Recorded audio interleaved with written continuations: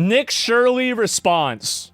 Here we go. Andrew Callahan, we all know Andrew, did an interview with Nick Shirley about, I don't know, like a week ago or something like that, 8 days ago.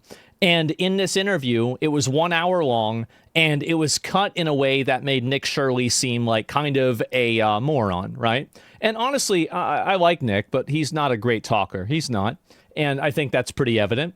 But at the same time, I think that it was edited in a way that, you know, was misrepresentative of what, you know, Nick Shirley actually said.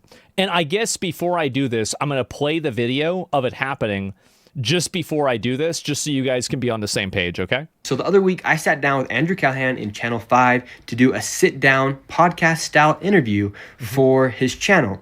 And when he goes and posts the video, I see he just posted an hour-long interview. I said, well, that's weird, because we actually spoke for around 2.5 hours. And then I go and watch the interview, and I'm saying, well, what is this? This is not what happened.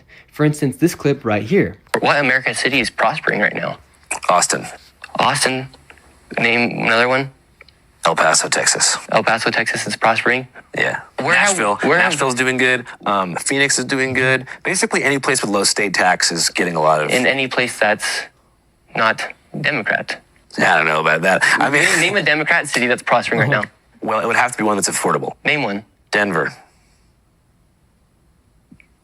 Why are you smirking? It's not prospering. All right, so that's the clip Andrew posted, but this is the actual interaction of how it went. Here we go. Denver. Why are you smirking? Because I don't know if it's prospering. It's not. See, you can't even answer the question. It's not prospering. Denver's not prospering either. I agree that Democrat-run states are doing badly. Why would you not put that in there, right? You can see very clearly that, like, it's being cut in a way that, you know, in a free-form conversation, it seems like, you know, Andrew is much more understanding of this, but it's cut in a way that removes that. It's kind of weird that Andrew didn't put that in, right? Maybe his like base or something would not be happy with that response because he obviously got caught lying. And anyways, let's move over to the next topic when we're talking about Somalians being known for pirating, as 89% of the fraud that has been charged inside of Minnesota is by Somalians. That's a lot. This is the interaction that Andrew posted. Somali community, or do you see it as both? 89% of the fraud is being committed by Somalians. Where exactly is that statistic from? You can pull it up on the screen.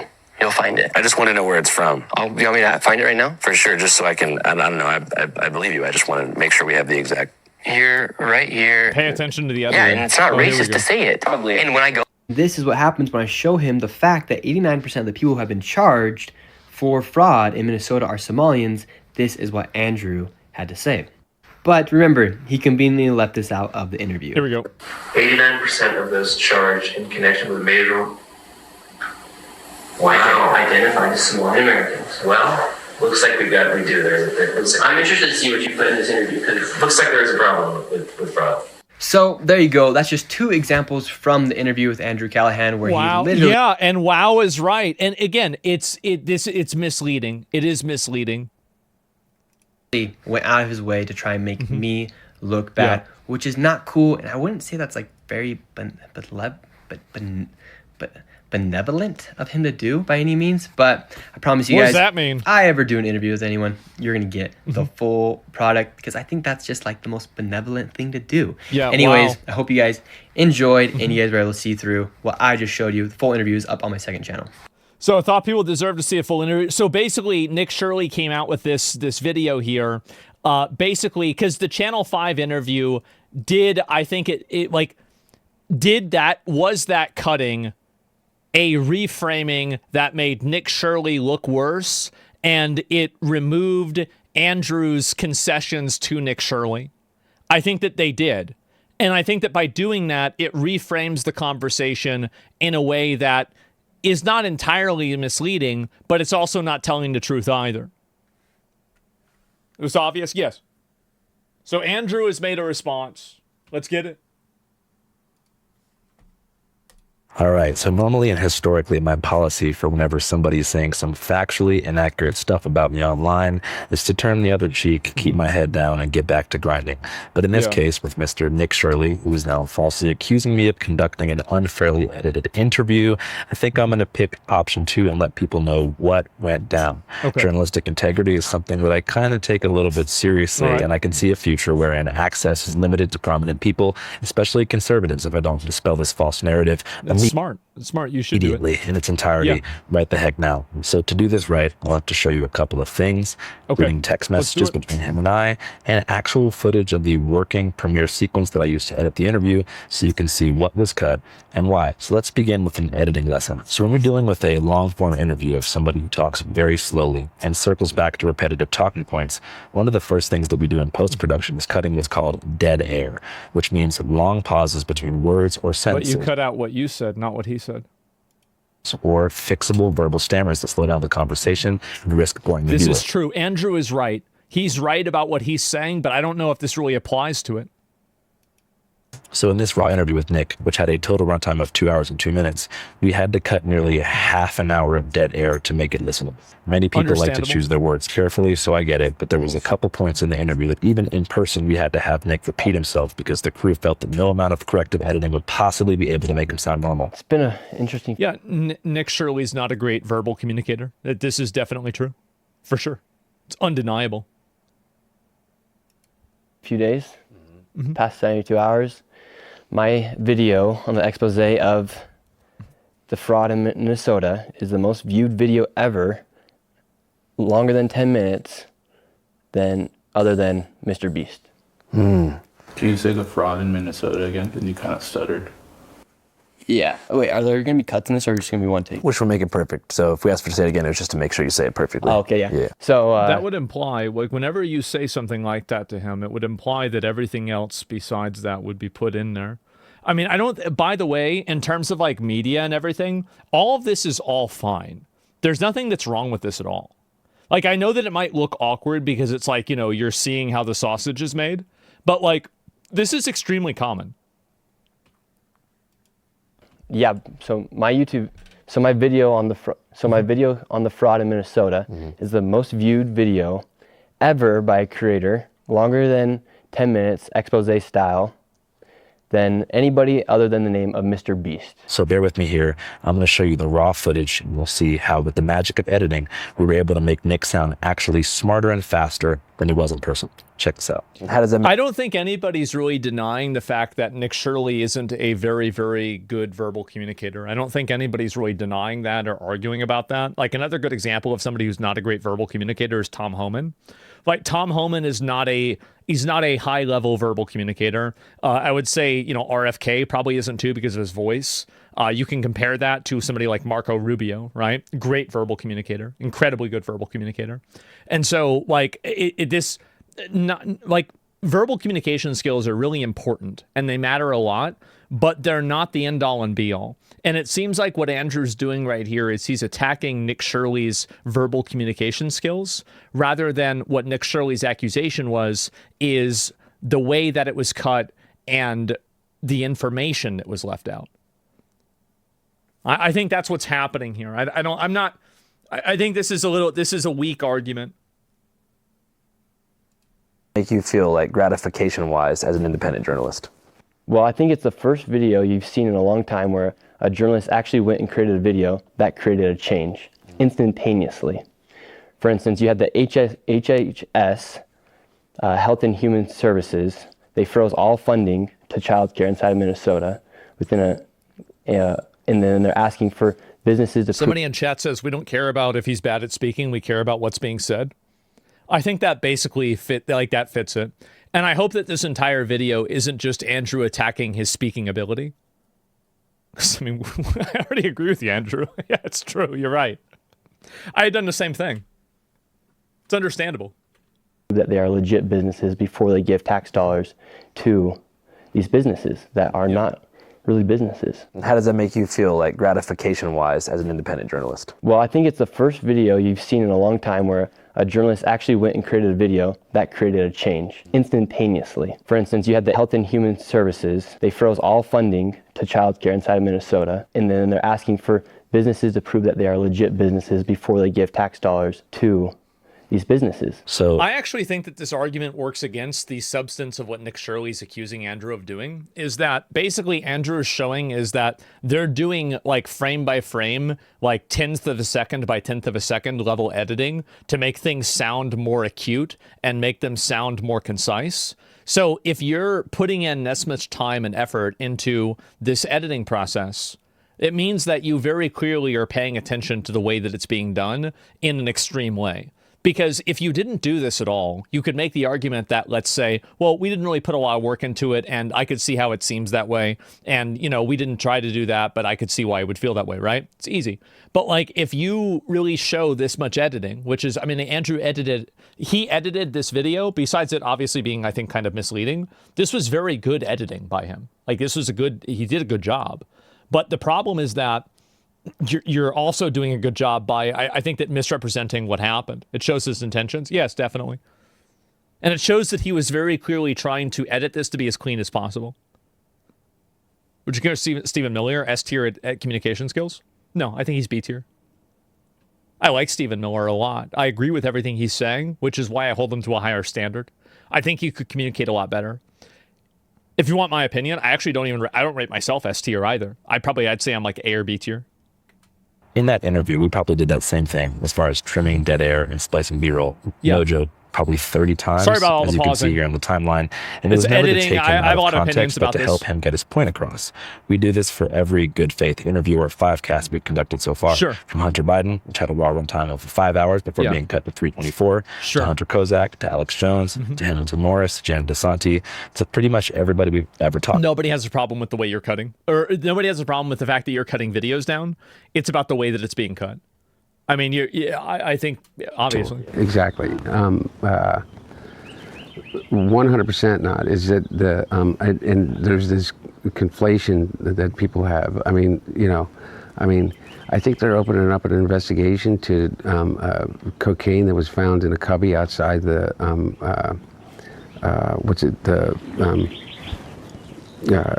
the West Wing of the White House. We aren't live streamers or live podcasters, and we like to package our interviews for efficiency and entertainment value. And this is completely fine. Like, Andrew cutting that out is totally reasonable. A lot of people stammer like that in interviews. As somebody who's done a lot of interviews and has been in media, I've been doing media stuff for like 20 years. Like, if you guys might not know this, I was in broadcasting class and like theater class in middle school and high school. Like, I've been doing this forever.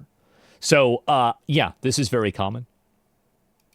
That's just something that we do. It's so the generic. other cuts in the Yeah. Nick Shirley interview that weren't dead air related were genetic. You said it was conversation Hunter beats that I Biden. personally found either boring, I read it wrong. repetitive, or so off topic to the point that they derailed the conversation away from its intended focus, which was fraud in Minnesota and Shirley's personal background. We cut probably Yeah, but like, I mean, they're not really derailing if you're asking for a clarification and then he's showing you the clarification, then you're responding to what the clarification is. I mean, like, I don't really think that's... 25 minutes of unproductive, redundant banter about Portland, Mormonism, gay marriage, his new crypto coin. I heard you also made a coin of some kind.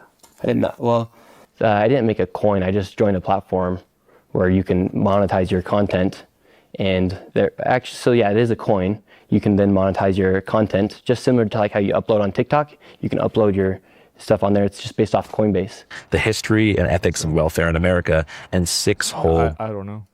Nearly identical back and forths about his 89% statistic that he falls back on unchallenged. 89% of the fraud is being committed by Somalians, and 89% of the fraud being committed inside Minnesota is by the Somalian population. 89% of the fraud happening by people who were brought into our country and then committing fraud. So 89% of the fraud happening in Minnesota is from the Somalian population. Right, but 95% of Somali Americans in Minnesota are legal. Yeah, 89% of Somalians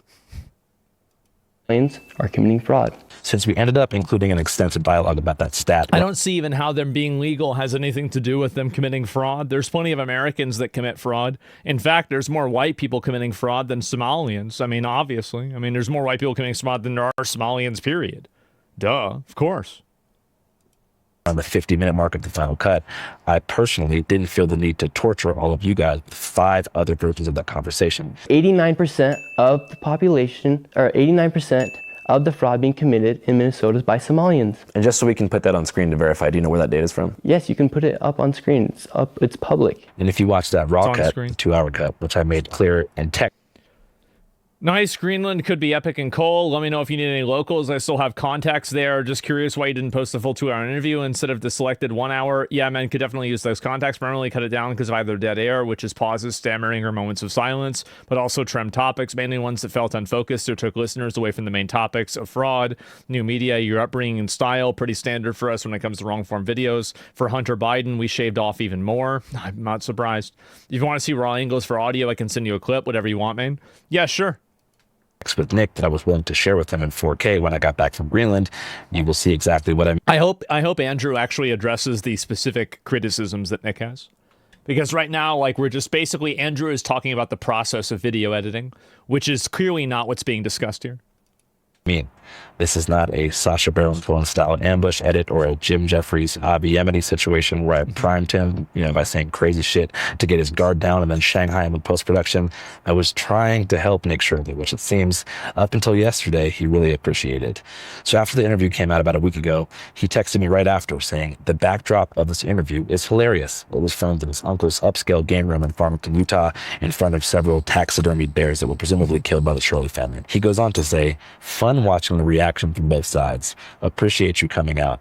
Wish you the best in all you do, bro. To which I replied kindly. But then the Clippers started doing the thing that they did Hunter Biden, finding the most outrageous or dumb soundbite in the entire piece. And I think this was stupid too, and it was really dishonest that Nick Shirley asking what the word benevolent is. This is one of the big reasons why I don't think that like verbal debates are really that useful. It's because a lot of the way that like you can be, like you will always win an argument if you sound right versus if you sound wrong. It's more important to sound right than to be right.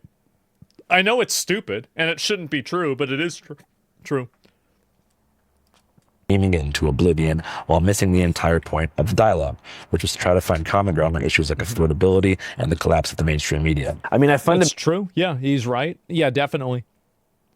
fundamentally hope that everything you're saying is true, just so you know.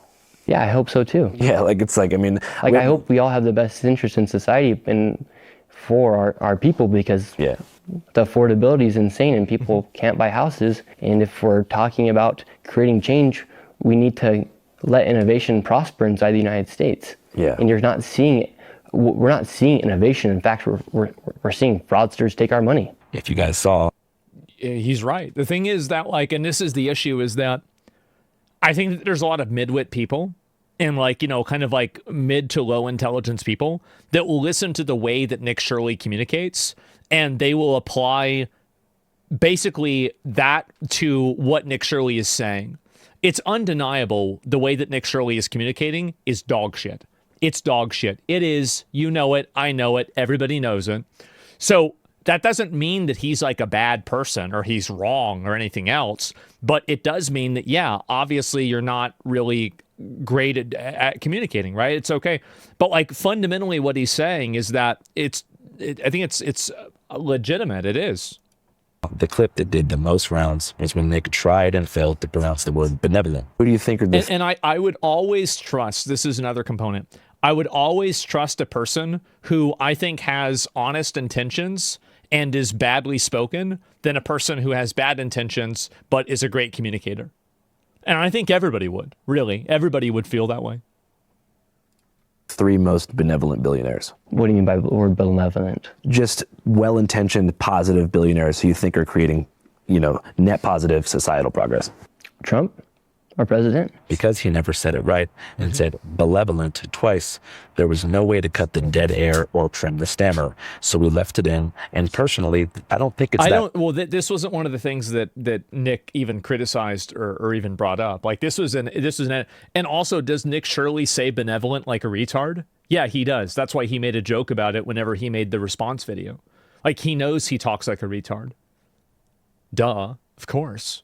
And also, like, benevolent could mean a lot of things. Like, for example, it could mean the amount of people that you hire. Could mean the amount of jobs that you could create. It could mean the amount of public service that you do. It could mean anything. And so, like, really, whenever you say the word benevolent, there is really a web of ideas that kind of come out from that.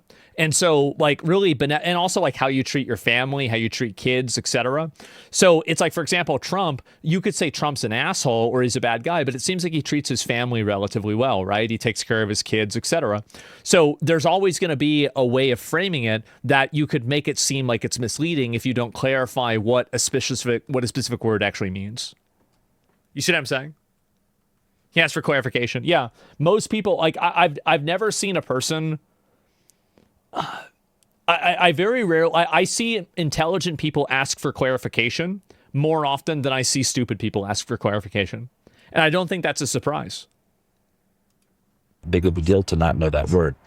I mean, he is wearing a hoodie that is making fun of immigrants for their spelling errors, but benevolent has more syllables than learning, so I get it.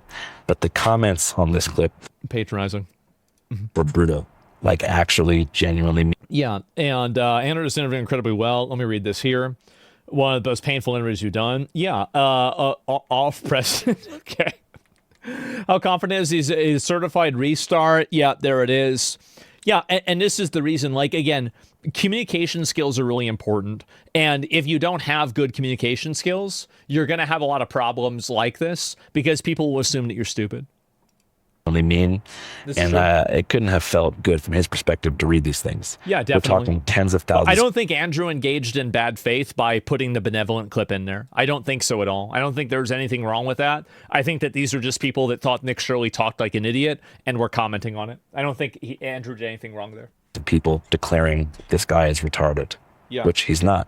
But there are some moments in the interview that even with dead air trimmed for speed, Nick does not give his best performance. Particularly when... I think he does. That's the problem. He does. I like Nick, but I think he does. He's just not a talker, guys. He's not. That's fine. Blaming immigrants for rising rent prices. It's just simple supply and demand. If you have 20 million people who need to come and buy a house or rent an apartment, and you have other people who need it, you're going to raise the prices. Suggesting that Muslim Americans keep... Well, yeah, that's obviously true. I mean, like, what he said is obviously true. Like, if you bring in a bunch of people into an area, like, this is what happened in Austin, is the reason why the prices in Austin went up so much is there was a tech boom and there was a bunch of people coming into the country, or into the city. Like, obviously it's true. Of course. So what about Muslims? What does this have to do with Muslims? Prices. Suggesting that Muslim Americans keep multiple wives in private while dismissing the association with... That's possible. I mean, I don't know. Like, maybe they do. Who knows? I'm sure some do. I'm sure some Christians do that. I don't know who the fuck sold us out, man. Like, I hear, like, the Torah is talking about all these wives. Solomon had how many wives? Like, all these guys had so many wives. And now, like, you can only have one wife? Who decided that? What a bunch of bullshit. Which simp sold us out? We did. We got sold out by some simp like 700 years ago. His own religion, Mormonism, and polygamy as just a harmful stereotype. As far as the wives go, that's not a thing in Utah? It's not a thing in Utah. That's a negative stereotype? Negative stereotype. And also confronting... You know what I think? I bet there's some Mormons that have extra wives. And you know what else I think? I bet there's some Muslims that have extra wives. I bet they're both doing it. How do I know that? Because it just makes sense. That's how I know. It's that simple.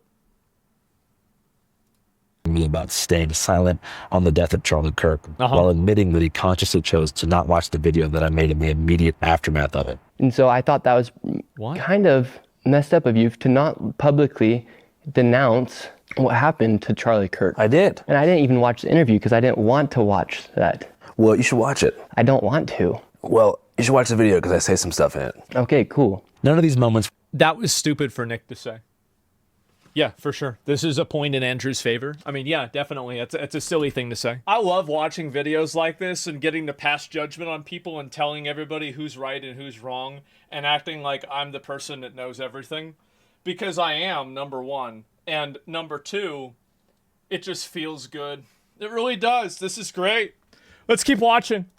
were a very good look for Nick, but I did not engineer them Baldy, that get out way. of the frame. And if I was a betting man, I would suggest that much of the hostility displayed toward him in the comments is because his reporting, which was signal boosted by Trump and his cronies, has been a driving factor in ICE's decision to escalate their presence in Minneapolis. You know, kidnapping kids from local high schools, terrorizing. Kidnapping kids? What do you mean kidnapping? I mean, if somebody gets arrested for doing something wrong, I mean, is that really kidnapping? I mean, does somebody get kidnapped whenever they get arrested for, like, stealing a car or something? Like, I think that this is loaded framing that is, I think, intentionally dishonest. You're using vocabulary that has a framing to it it's supposed to invoke something that's not accurate. U.S. citizens in their own communities, shooting people, kidnapping kids from local high schools, terrorizing U.S. citizens in their own communities. Well, of course they're. I mean, like, the people are running around. Like, I mean, the thing is that you can have criticism for the way that ICE does things, but the problem is that when Andrew is discussing this, I think that the issue is that you're framing it in completely one direction. You have to look at why are ICE doing this. It's because these people are trying to drive their cars into ICE. They're trying to obstruct ICE. They're screaming at them all day. I mean, this is just really, it's bad behavior. It's very bad behavior. This has nothing to do with Nick's claim in the video. Yeah, this doesn't, yeah, by the way, this doesn't have anything to do with it. Like, even, like, you can hate ICE and you can think ICE is the worst group ever, but this still doesn't have anything to do with what Nick said. Shooting people in the streets and hiding behind masks like the goddamn cowards they are. However, that's just my personal opinion. I don't like ICE. I don't like Trump, which is something that I made clear to Nick in the interview. What do you think about That's great. You don't have to like ICE. But the difference is that whenever you're framing things that's dishonest, then people are going to be upset about that and they're going to feel like they're misled. It's bad faith. Yeah, it seems like it's bad faith. Trump? I don't like him. There was no deception anywhere. But sometimes, and I'm not sure what the word is for this in the journalism field, the person that you interview views your fans as an extension of you. So if your fans are dicks to them, they kind of feel like that's you shading them. And that's definitely what happened. Right after the benevolent clip went micro-viral, Nick began to send texts to me that alluded to the footage being manipulated, writing, "Greenland will be epic and cold. Let me know if you need any locals. I still have some contacts there. Just curious though, why didn't you post a full 2+ hour interview instead of the selected 1 hour of the interview?" Notice the word selected. Nick suggests that I cherry picked his worst moments, which is concerning because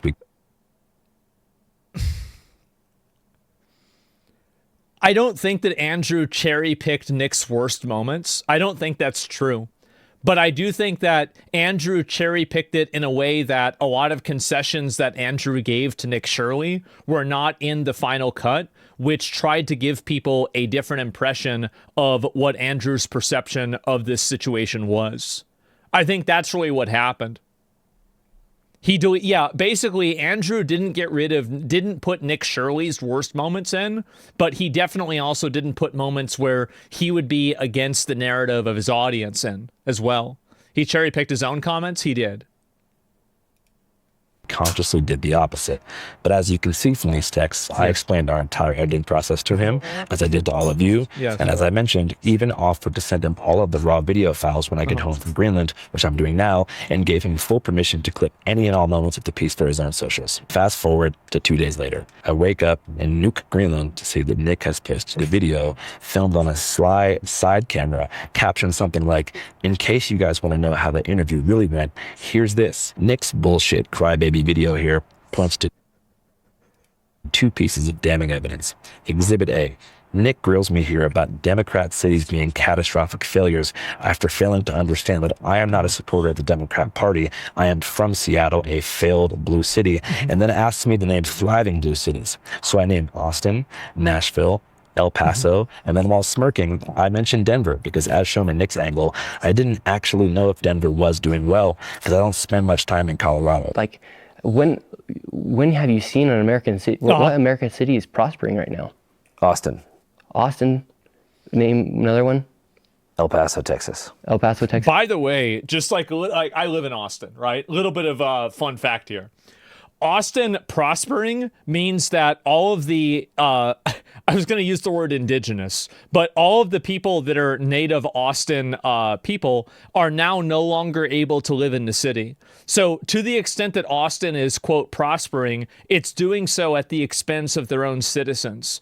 These are people who can't afford to live in the neighborhoods that they grew up in, and they've been priced out of the city. There are many such cases. I think Seattle, where Andrew's from, is another good example of that too. And so they've been gentrified. They've been totally gentrified. Like, it's actually insane, the level of gentrification. Like, I don't want to go on a big tangent. So like, just gonna give me 2 minutes for this.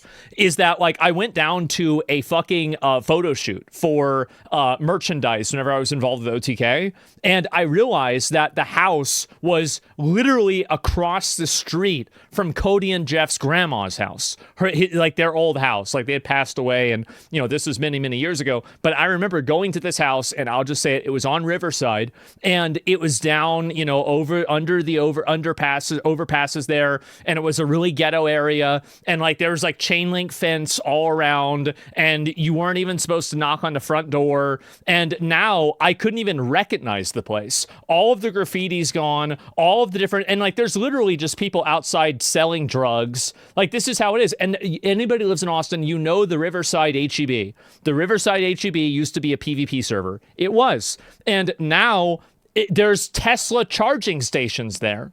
The entire place has been totally fucking gentrified, and all of the people that used to live there aren't living there anymore. Now, who is living there? White women are living there that have love on the side of the fucking house that used to be a trap house. That's what's happened. And all of those people, so Austin prospering is at the expense of a lot of these actual Austinites that have been natives to the country or city for 40, 50 years. So, I understand what Andrew's saying. I do. I get it. And Austin's doing okay, but it's doing well for the top 50% of the population. The bottom 50% are being strangulated by fucking property taxes, and they're being priced out of their own homes. So that's my opinion on Austin, okay? This is prospering? Yeah. I think. Why you think? It's doing better. It's Austinite. That's what they call bars it. and restaurants have opened. Yes. But I can probably think of some better examples. Like what? Nashville's doing good. Austin's doing good. Phoenix is doing good. Basically, any place with low state tax is getting a lot of. In any place that's not Democrat. I don't know about that. I mean, name a Democrat city that's prospering right now. Well, it would have to be one that's affordable. Name one. Well, I like this is a city inside of a blue state that is prospering. Denver. Why are you smirking? Because I don't know if it's prospering or not. Because it's not. See, you can't even answer the question, dude. It's not prospering. Denver's not prospering either. But in post-production, I did some research and found out that my intuition was correct. Denver is currently experiencing a decline in violence and property crime, a large influx. See, it's a graph. We've got another graph. Now this is my time to shine, to complain about using graphs. Okay, so number one, if you look at, for example, the new bill that's being introduced in Virginia, and also another bill that's being introduced in what's the fat governor place? That everybody know. Like, I'm just trying to think what's it? Not Louisiana. The fat governor place. New Jersey. Illinois? Yeah. Okay, there it is. Yeah, it's New Jersey or Illinois with the fat guy. So they're making this new rule to where they seal people's criminal records on like a 6-month basis. So a lot of the cases where crime is going down a lot, one of the reasons why crime goes down a lot, some of the cases is because the crime is now reframed as not a crime, or it's reframed as let's say a misdemeanor rather than a felony. So if you're tracking felonies and then you class down all of these different things that used to be felonies and now they're misdemeanors, well, now you have a decrease in felonies, right? Obviously. So this is the way that information can be misrepresented. I'll give you another example. Is like, like how they had a shoplifting law where you could steal a bunch of stuff up to $1,000 and nobody would get reported. Well, guess what would happen because of that? The amount of shoplifting would go down because you're not reporting it. That's the thing. Is that whenever you have, again, you have to look at the way the data is collected and the way that it's obtained. And so whenever I see a graph like this or anything else, I don't believe this at all. This looks like bullshit to me. Or they gerrymandered the data pool. Yeah, exactly. They're just like, if you gave me a lot of time, I could break this down in 50 different ways. And I think anybody could. I think even Andrew could. Like, I don't think any reasonable, conscientious person could do this. So why do you think he didn't check it? Well, I think that, I mean, again, all I'm saying is that I would not look at a graph and make a decision like that. I even disagree with Nick Shirley's assessment. I do. I think Austin is a blue city in a red state. It is, but it's being run by liberals. All the people in Austin are liberals. So really, does it matter more the state? I mean, I'm sure there's definitely, are there red cities and blue states that are doing well? I think that they are. So if the factor is the leadership in the city, and if there's a red state inside of a blue city, does that mean that Democrats are right? I mean, I don't know. The logic for this doesn't really work very well. And so I don't even like the framing of the question. I think it's a bad question. But the point is that all graphs are fake except for the ones that I agree with. That's my point. That's my point. Correct. Denver is currently experiencing a decline in violence and property crime, a large influx in population, job growth in the aerospace, tech, and healthcare sectors, and a number of other great things. So I chose to trim a brief section after I mentioned Denver that indicates a bit of self-doubt, given that I ended up being correct. I also trimmed a soundbite where I said that many Democrat cities are run poorly because it was redundant. After our conversation about Denver, I then launched into a tirade about how I am not a Democrat, don't believe in the capacity of the two-party system to enact meaningful change, believe that Gavin Newsom has misappropriated California's tax revenue through NGOs, reinforce my belief in voting on the local level, and then give Nick the benefit of the doubt and say that I hope he's right about Trump and the GOP's ability to mitigate the affordability crisis. It's made many places like my hometown, Seattle. It might have also made Denver unaffordable too. That's the other ironic thing about this, is that in a lot of these states that have like these massive influxes of new people coming in there, and like growth inside of, like, let's say aerospace, which is very, very high income. It's a high income field, and like healthcare isn't, but any sort of population increase will cause a healthcare work increase, right? Logically. And so this is the main issue. The main issue is that when a city grows and a city becomes more successful, oftentimes the people inside of that city don't really share that same level of success and growth. That growth and that success is enjoyed by business owners, property owners, and in general, the top 1%. Livable for those who grew up there. So I support voting on a local level for sure. I also suggest, if you're watching this and you want to see videos that I've made about dysfunctional blue cities, watch San Francisco streets, Albuquerque streets, Las Vegas tunnels, and Philly streets. So the second clip that Nick posted really makes my blood boil because it is so disingenuous. As I mentioned 6 or 7 times in this interview, Nick references the stat that 89% of fraud in Minnesota is committed by Somalis. We aired the version where we asked him to show us the data on his phone, which he found using Google search results powered by ChatGPT. So in the video he posted, we can see me look in the camera after he shows it to me and saying something like, all right, damn, I guess he's right then. Let's put that on screen. Here, right here, the figure 89% does not represent the total percentage of all fraud in Minnesota. Instead, it refers to the percentage of individuals charged in connection with specific high-profile federal fraud cases. Millions. 89% of those charged in connection with major... Yep. I've seen this. Wow. Identified as Somalian Americans. Well, looks like I'm interested to see what you put in this interview, because looks like there is a problem with fraud. He is kind of right. However, yes, he is. And the issue, I think, well, let me finish the video, then I'll talk about meta level. Yeah, he is. Stat refers specifically to the already litigated Feeding Our Future case, which resulted in over 60 fraud convictions in Minnesota. The ringleader of the nonprofit behind the scam, Amy Bach, is white, but it is true. What about everybody else? True that 89% of convicted defendants in that case were Somali. And that's what makes me so pissed about this particular piece of evidence that Nick presented. I mean, why don't we just apply some common sense here? If you go to a daycare and you knock on the door and 3 men come out yelling at you,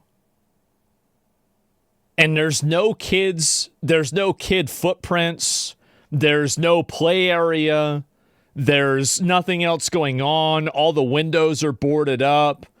There aren't even any windows to begin with in some cases.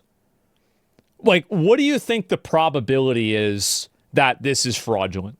Like, I mean, if you had to, like, I mean, I know that you could say, like, oh, well, you're not sure about it. Okay, that's fine. You're not sure about it. It's impossible to be sure about a lot of things.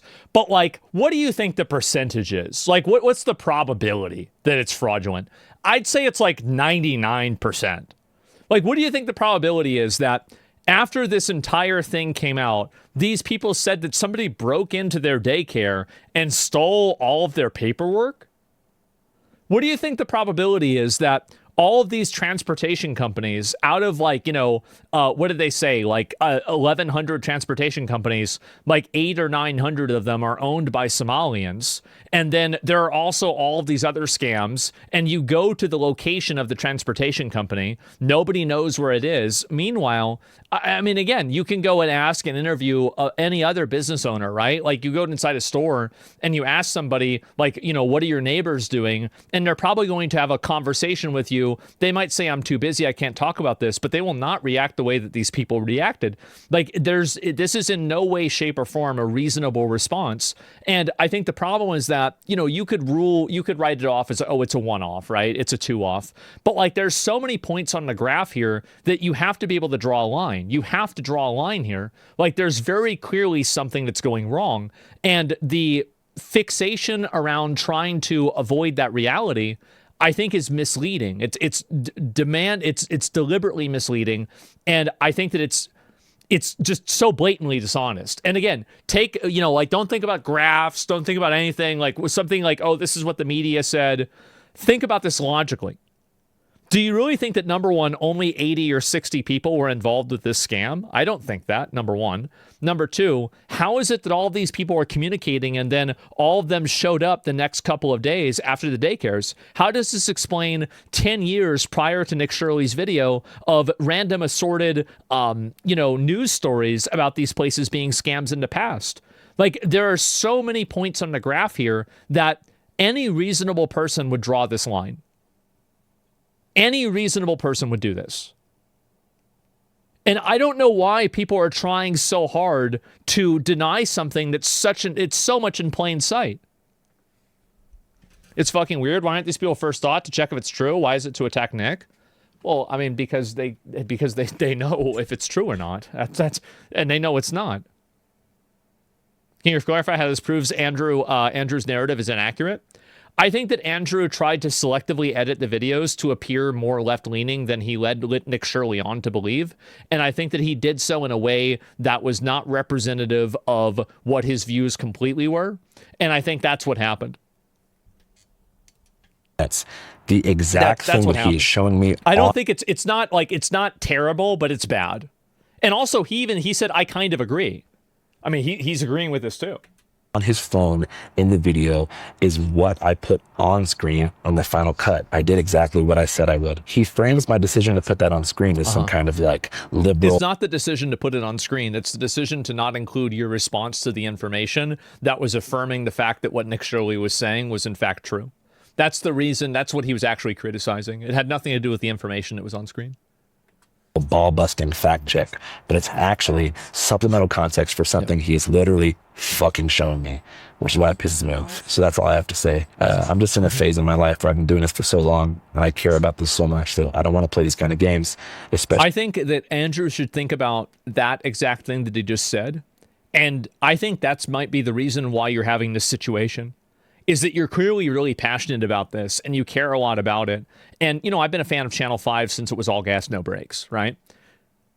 I think I think this was misleading and it was confusing. It was weird. It wasn't like awful. It wasn't terrible. But at the same time, I think it was dishonest. With people who can't take an L, I want to put my credibility on the line by spinning things in a way that benefits their reputation. He literally went out of his way to try and make me look bad, which is not cool. And I wouldn't say that's like very benevolent of him to do. I think my policy moving forward especially when working with people who are filming their own versions of things and lack the integrity to be honest with their fan base, is to either go live during every interview or upload the full raw files on Patreon the moment a Final Cut hits YouTube, so there's no room for these kinds of shenanigans. I think that's a really smart idea. That's a good idea. He should do that. And I think also, like, you have to, again, even if Andrew doesn't agree with what Nick Shirley is saying, I think that it's important for him to understand why Nick Shirley is saying it. Because, yes, very obviously, you can say that, oh, you aren't doing anything wrong, oh, that's not the issue, or anything else. You can say whatever you want. But what I'm saying behind a paywall, I think that things like that will leak out the same as anything else will, sure. But, like, overall, I think that you have to understand the reason why people are thinking that it's dishonest. And I get that, like, you know, he's passionate about this, he hates ICE, etc. That's fine. I disagree with that. But at the same time, there's a larger idea of being able to tell the truth that matters more than what our opinions on ICE are. And I think that makes a really big difference. It's exhausting, and I've got real investigations and real documentaries in the field, in the works, that I need to prioritize over these Miletta's antics. 2026, keep my fucking name out your mouth. 5. Channel 5 live worldwide, Hollywood and Vine. Fuck the authority, Channel 5 News. Channel 55. We don't fuck with custers. And 5 is the best number.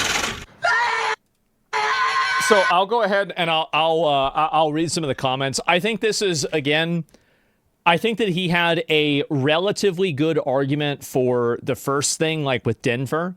I think that was a decent argument against it. And I think that definitely Andrew's point there was pretty strong. I don't know. I could see why people would think it's misleading, definitely. But also, I think that saying a city's prospering because it's brought in a lot of outside jobs, I think is reductive to the people that live there. But that's a personal disagreement, right? He's cherry picking. But I do think the final example of him cutting out him acknowledging that Nick Shirley was right, I think that does reframe things in a way that makes Andrew look more oppositional to Nick Shirley, even though he was acknowledging what Nick Shirley was saying is true. And I do think that ever since Andrew got canceled, this was like maybe 2 years ago, that he's definitely tried to ride a lot harder on the left-wing side. And I think that maybe he's doing that because he thinks that they will ride with him and, you know, they won't get angry or pissed off whenever, you know, he does something. And I think in general, like, this is the concern that I have, right, is that I think Andrew, what he does and like his interviews and everything, his content's great. Like, I like his content a lot. But what I can see this turning into and where I see this going is that whenever you go out and you do, like, for example, like one of his videos that I thought was really good was like the Ukraine video, is that he just went out there and he talked to people. And I think that he gave a pretty fair shake on it. And I think that he's done that too with like other things, like even Flat Earth, right? Where like you're making fun of these people, but you do so in a way that's endearing to them and you don't just completely mock them. It's like you're making fun of them, but you're doing it as in like, let's laugh at how goofy you guys are together, rather than you guys are a bunch of like stupid loser, like fucking disconnected morons, right? So I think that's it. His gun show video is pretty good too. I haven't seen the gun show video. So if Andrew pisses off the right, nothing will happen. If he pisses off the left, the mob might hurt him. Well, and I think that's basically what happened, is that he's effectively decided to take more of a partisan stance on things. And I do want to have Andrew, like, I thought his Hunter Biden interview was really good too. And overall, like, I think all of these things are great, but I think that he has to understand where this concern comes from, why people are upset about it. And even if he doesn't agree with what Nick Shirley's points are, you need to at least understand where the impulse is behind those points and to be able to, like, basically even at least understand what people are saying. At least try to understand what people are saying. That's all I'm really trying to get at. Right? And is the snake go after whichever way it serves them? Well, either way, refresh for dislikes. I don't want to do that. I don't. Hopefully, this is a learning experience for both of them. And, it doesn't happen again. As I said, I like both of these guys, so it's pretty sad for me to see. I do think Andrew definitely comes off as disingenuous. And I think Nick Shirley's definitely not a great communicator either. Like, that's the judgment. That's the verdict. That's what I think, right? Andrew accepted false reality and emotions, drives his discourse more than truth, and makes it easy to border lines even whenever your point's dishonest. Well, I think that that's the big weakness, right? Is that when you're very passionate about something, you can oftentimes lead yourself down a path that's, problematic for yourself. And so, like, this is something that I think really, whenever you're taking something and you believe something that is something that you agree with, you need to probably be even twice as critical about it, because you don't want to actually have somebody. A lot of times people will see something or hear something that is, like, sorry, I'm just reading something. They'll see something that they agree with, and they'll just automatically just accept it without even looking into it at all, right? That's what people are criticizing me of, right, for like this clip. And so I think people can very easily agree with that, and I think it's true in a general case, right? Is that, yes, a lot of times people will accept things that they agree with without doing the same type of due diligence that they would do for something that they disagree with. So yeah,